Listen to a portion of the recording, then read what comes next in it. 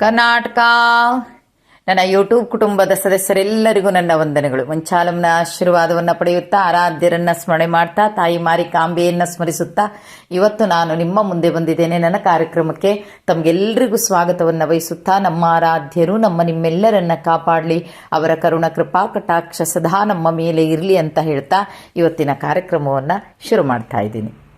ಇವತ್ತಿನ ಕಾರ್ಯಕ್ರಮದಲ್ಲಿ ಬಹುಶಃ ನಾನು ಪದೇ ಪದೇ ನಿಮ್ಗೆ ಇದನ್ನು ಹೇಳ್ತಾನೆ ಇದ್ದೇನೆ. ವಾರಕ್ಕೆ ಒಂದು ವಿಡಿಯೋ ಬಂದ ಹಾಗೆ ಬರ್ತಾ ಇದೆ ನಂದು. ಕಾರಣ ನನ್ನ ಮೊಬೈಲಲ್ಲಿ ಆಗಿರುವಂಥ ಪ್ರಾಬ್ಲಮ್ಮನ್ನು ಸಹಿತ ನಿಮಗೆ ಹೇಳಿದ್ದೀನಿ.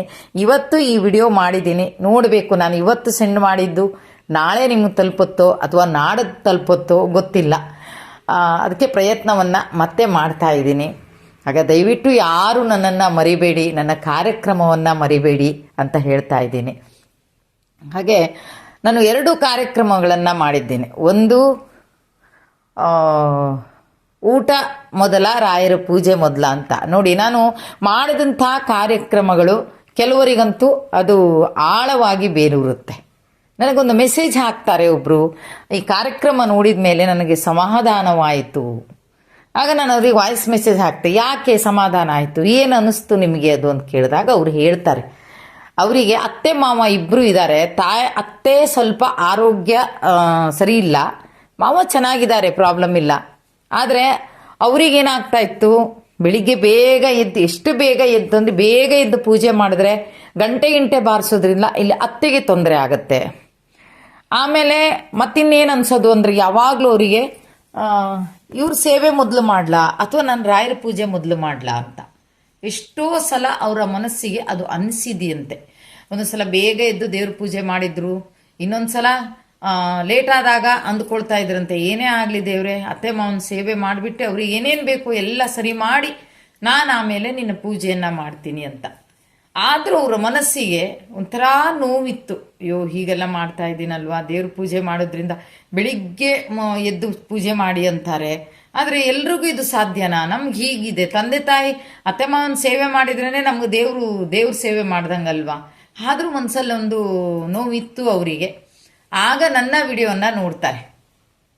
ಬಂದವರಿಗೆ ಊಟ ಮೊದಲು ರಾಯರ ಪೂಜೆ ಮೊದಲು ಅನ್ನೋದನ್ನು ನೋಡಿದಾಗ ಮನಸ್ಸಿಗೆ ಹಾಯ್ ಅನಿಸುತ್ತಂತೆ ಅವರಿಗೆ. ಅವ್ರು ಹೇಳ್ತಾರೆ, ಯಾಕೆಂದರೆ ನಾನು ಇಷ್ಟು ದಿವಸ ತನಕ ಮಾಡ್ತಾ ಇರೋದು ಮೊದಲು ನನ್ನ ಅತ್ತೆ ಮಾವನ ಸೇವೆ. ನಮ್ಮ ಅತ್ತೆ ಸ್ವಲ್ಪ ಆರೋಗ್ಯ ಸರಿ ಇಲ್ಲ, ಮಾವ ಚೆನ್ನಾಗಿದ್ದಾರೆ, ತೊಂದರೆ ಇಲ್ಲ. ಆದರೂ ಅವರಿಬ್ಬರ ಸೇವೆಯನ್ನು ನಾನು ನನ್ನ ಗಂಡ ನಾನು ಸೇವೆಯನ್ನು ಮಾಡಿ ಆಮೇಲೆ ನಾನು ದೇವರ ಪೂಜೆಗೆ ಹೋಗ್ತೀನಿ, ನನ್ನ ರಾಯರ ಪೂಜೆಯನ್ನು ಮಾಡ್ತೀನಿ. ಆದರೂ ಮನಸ್ಸಿನಲ್ಲಿ ಒಂಥರ ನೋವಿತ್ತು. ಆದರೆ ಇವತ್ತು ನಿಮ್ಮ ಕಾರ್ಯಕ್ರಮವನ್ನು ನೋಡಿ ಮನಸ್ಸಿಗೆ ಸಮಾಧಾನ ಆಯಿತು. ನಾನು ಮಾಡಿದ್ದು ಸರಿ ಇದೆ, ರಾಯರಿದನ್ನು ಮೆಚ್ಕೊಳ್ತಾರೆ ಅಂತ ಅಂದುಕೊಂಡಿದ್ದೀನಿ ಅಂದರು. ಅದಕ್ಕೆ ನಾನು ಹೇಳಿದೆ, ಹೌದು, ಯಾಕಂದರೆ ನೀವು ಅತ್ತೆ ಮಾವನ ಸೇವೆ ಮಾಡೋದು ಭಾಳ ಕಡಿಮೆ, ಅಂಥದ್ರಲ್ಲಿ ನೀವು ಮಾಡ್ತಾ ಇದ್ದೀರಲ್ವಾ, ಅದಕ್ಕಿಂತ ಹೆಚ್ಚಿಂದ ಯಾವುದಿದೆ? ಅವರಲ್ಲಿ ನರಳ್ತಾ ಇರೋದು ಅಥವಾ ಅವರು ಹಸುವಿಂದ ಇದಾಗ್ತಾ ಇರೋದು, ನಾವಿಲ್ಲ ದೇವ್ರ ಪೂಜೆ ಮಾಡ್ತಾ ಇದ್ದರೆ ಅದರಲ್ಲಿ ಫಲ ಎಲ್ಲಿ ಸಿಗುತ್ತೆ? ನಮ್ಮ ಮನಸ್ಸಿಗೆ ಖುಷಿ ಆಗುತ್ತೆ ಅಷ್ಟೇ. ಆದರೆ ರಾಯರಿಗೆ ಹಾಗಲ್ವಲ್ಲ. ರಾಯರಿಗೆ ನಾವು ಕೆಲವೊಂದು ಈ ರೀತಿ ಮಾಡುವಂಥದ್ದು ಸಹಿತ ರಾಯರಿಗೆ ಖುಷಿ ಕೊಡುವಂಥ ವಿಷಯ. ಇನ್ನೂ ನೆಮ್ಮದಿ ಆಯಿತು ನನಗೆ, ಸಾಕು, ನನಗೆ ವಿಷಯ ಗೊತ್ತಾಯ್ತಲ್ಲ ಅಂತ ಅಂದರು. ಹಾಗೆ ಇನ್ನೊಬ್ಳು ಹೆಣ್ಮಗಳು ಹೇಳಿದ್ದು ನನಗೆ ಫೋನ್ ಮಾಡಿ, ಅಮ್ಮ ನೀವು ಮೊನ್ನೆ ವಿಡಿಯೋ ಹಾಕಿದ್ರಲ್ವಾ, ನಿಮ್ಮ ಜಾತ್ರೆಯಲ್ಲಿ ಗುರುವಾರ ದಿನನೇ ಯಾರೋ ಬಂದಿದ್ರು, ಆವತ್ತು ನಾನ್ ವೆಜ್ ಮಾಡಿದೆ ಅಂತ. ನನಗೆ ಇದೊಂದು ಸಮಸ್ಯೆ ಇತ್ತಮ್ಮ. ನನಗೆ ಏನು ಅಂದರೆ, ನನ್ನ ಸಂಬಂಧಿಗಳು ಬಂದುವಾಗ ರಜೆಯಲ್ಲಿ ಬರ್ತಾರೆ, ದೂರ ಎಲ್ಲ ಇದ್ದಾರೆ, ರಜೆಯಲ್ಲೆಲ್ಲ ಬರ್ತಾರೆ ಸಂಬಂಧಿಕರು. ಅಂದರೆ ನನ್ನ ಗಂಡನ ಅಣ್ಣ ತಮ್ಮ ಅವ್ರ ಫ್ಯಾಮಿಲಿ ಎಲ್ಲ ಬಂದಾಗ ಅವರು ವಾರ ಒಪ್ಪತ್ತು ಅಂತ ನೋಡಲ್ಲ. ಅವರು ಏನು ಮಾಡ್ತಾರೆ, ಅವತ್ತು ಗುರುವಾರ ದಿವಸ ಎಲ್ಲ ಮಾಡ್ಕೋತಾರೆ, ಅವರು ಗುರುವಾರ ಮಾಡ್ತಾರೆ. ನನಗೆ ಯಾವಾಗಲೂ ಮನಸ್ಸಿಗೆ ಒಂದು ಅಳುಕಿತ್ತಮ್ಮ ನನಗೆ, ಇವು ಗುರುವಾರ ದಿವಸ ಮನೆಯಲ್ಲಿ ನಾನ್ ವೆಜ್ ಆಗುತ್ತಲ್ವಾ, ಅವ್ರು ಬರೋದು ಅಪರೂಪ. ನಾನು ನನ್ನ ಗಂಡ ಅತ್ತೆ ಮಾವ ಇದ್ದರೆ ಗೊತ್ತು ಅವರಿಗೆಲ್ಲ ನಾವು ತಿನ್ನೋದಿಲ್ಲ ಅಂತ, ನಾನು ಗುರುವಾರ ಮಾಡೋದಿಲ್ಲ ಅಂತ ಗೊತ್ತು. ಆದರೆ ಅಪರೂಪಕ್ಕೆ 1 ವರ್ಷಕ್ಕೂ 6 ತಿಂಗಳಿಗೋ 1 ವರ್ಷಕ್ಕೆ ಬಂದವ್ರ ಹತ್ರ ನೀವು ಮಾಡಬೇಡಿ, ನಾನಿವತ್ತು ನಂಗೆ ವಾರ ಇದೆ ಅಂತ ಹೇಳೋಕ್ಕಾಗಲ್ಲಮ್ಮ. ಇದು ಮನೆ, ನಮ್ಮ ಅತ್ತೆ ಮಾವನ ಮನೆ, ಎಲ್ಲರೂ ಬರ್ತಾರೆ. ಆ ಅಳುಕ್ಕೊಂದು ಇತ್ತು ನನಗೆ, ತಾಯಿ ನೋವಿತ್ತು ತುಂಬ. ಅಯ್ಯೋ, ರಾಯರು ಏನು ಅಂದ್ಕೋತಾರೋ ಅಂತ. ಆದರೆ ನಿಮ್ಮ ವಿಡಿಯೋ ನೋಡಿದ ಮೇಲೆ ಮನಸ್ಸಿಗೆ ಸ್ವಲ್ಪ ಸಮಾಧಾನ ಆಯಿತು. ಯಾಕಂದರೆ ನೀವು ಹೇಳಿದ್ರಿ, ಅದರಲ್ಲಿ ನಾನು ಮಾಡಿ ಹಾಕಿ ಆಮೇಲೆ ಇಡೀ ಮನೆಯನ್ನು ಗೋಮಯ ಹಾಕಿ ಒರೆಸಿ ಆಮೇಲೆ ತಾಯಿ ದರ್ಶನಕ್ಕೆ ಹೋಗಿದ್ದೀನಿ ನಾನು ಅಂತ ಹೇಳಿದ್ರಿ ಅಮ್ಮ. ಅದ್ರ ಜೊತೆಗೆ ಇನ್ನೊಂದು ನೀವು ಸಹಿತ ಹೇಳಿದ್ರಿ, ಆವತ್ತೇ ನಾನು ರಾಯರ ಹತ್ರ ಕೇಳ್ಕೊಂಡೆ, ಇನ್ನು ಮೇಲೆ ಗುರುವಾರ ದಿವಸ ನನ್ನ ಮನೆಯಲ್ಲಿ ನಾನ್ ವೆಜ್ ಮಾಡ್ದಿದ್ದ ಹಾಗೆ ನೋಡ್ಕೊಳ್ಳೋ ಜವಾಬ್ದಾರಿ ನಿಮ್ಮದು, ನಂದಲ್ಲ. ನಾನು ನೀವು ಕರ್ಕೊಂಡು ಬರ್ತೀರಾ, ನಾನು ಮಾಡಿ ಹಾಕ್ತೀನಿ, ಏನೂ ಮಾಡೋಕ್ಕಾಗಲ್ಲ. ಆದರೆ ಆ ಜವಾಬ್ದಾರಿಯನ್ನು ನೀವು ತಗೋಬೇಕು ಅಂತ ಹೇಳಿದ್ರಮ್ಮ ನೀವು. ಆಮೇಲೆ ಗುರುವಾರ ದಿವಸ ಬರಬೇಕು ಅನ್ನೋರು ಸಹಿತ ಕ್ಯಾನ್ಸಲ್ ಮಾಡ್ಕೊಂಡಿದ್ದಾರೆ ಅಂತಾನೂ ಹೇಳಿದ್ರಿ. ಹಾಗಾಗಿ ನಾನು ರಾಯರಲ್ಲಿ ಕೇಳ್ತಾ ಇದ್ದೀನಿ, ಬಂದವ್ರು ಬರಲಿ, ಖುಷಿಯಾಗಿ ಊಟ ಮಾಡ್ಕೊಂಡು ಹೋಗಲಿ, ಅದಲ್ಲ. ಆದರೆ ಗುರುವಾರ ಒಂದಿನ ಯಾರೇ ಬಂದರೂ ಅವರಿಗೆ ನಾನ್ ವೆಜ್ ಮಾಡೋಕ್ಕೊಂದು ಮನಸ್ಸು ಕೊಡಬೇಡಪ್ಪ. ನೀನು ಕೊಡದೇ ಇರಬೇಕು. ನಾವು ಹೇಳೋಕ್ಕಾಗಲ್ಲ. ನಾವು ಹೇಳಿದ್ರೆ ನಿಷ್ಠೂರ ಆಗತ್ತೆ, ನೋವು ಆಗತ್ತೆ, ನಮಗೂ ನೋವು ಆಗುತ್ತೆ, ಅವ್ರಿಗೂ ನೋವು ಆಗುತ್ತೆ. ಹಾಗಾಗಿ ನೀನು ಆ ಕೆಲಸನ ಮಾಡಬೇಕು ಅಂತ ರಾಯರಿಗೆ ನಾನು ಹೇಳಿದ್ದೀನಿ. ರಾಯರ ಹತ್ರ ಬೇಡ್ಕೊಂಡಿದ್ದೀನಮ್ಮ, ರಾಯರೇ ನೀವೇ ಮಾಡಬೇಕು ಈ ಕೆಲಸನ ಅಂತ. ಹಾಗಾಗಿ ನಿಮ್ಮ ವಿಡಿಯೋ ನೋಡಿದ ಮೇಲೆ ಮನಸ್ಸಿಗೆ ನಿರಾಳವಾಯಿತು ನನಗೆ ಅಂತ.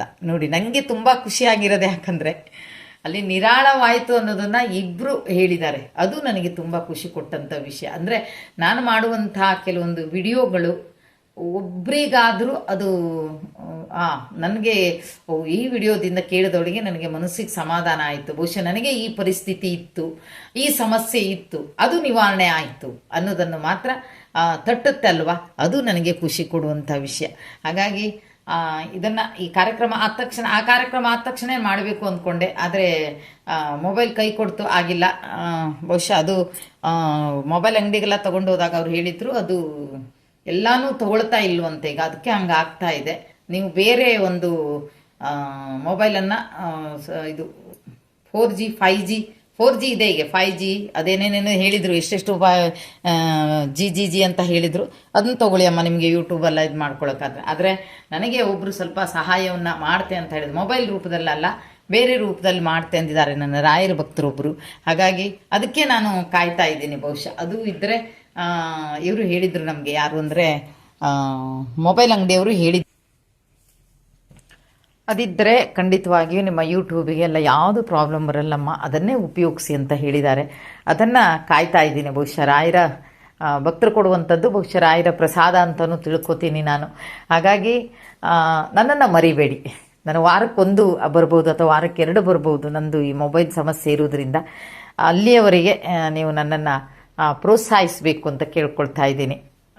ನಿಮಗೆಲ್ರಿಗೂ ನಮ್ಮ ರಾಯರು ನಿಮಗೆ ಎಲ್ರಿಗೂ ಒಳ್ಳೆಯದನ್ನು ಮಾಡಲಿ ಅಂತ ಹೇಳ್ತಾ ಇವತ್ತಿನ ಕಾರ್ಯಕ್ರಮವನ್ನು ಇಲ್ಲಿಗೆ ಮುಗಿಸ್ತಾ ಇದ್ದೀನಿ.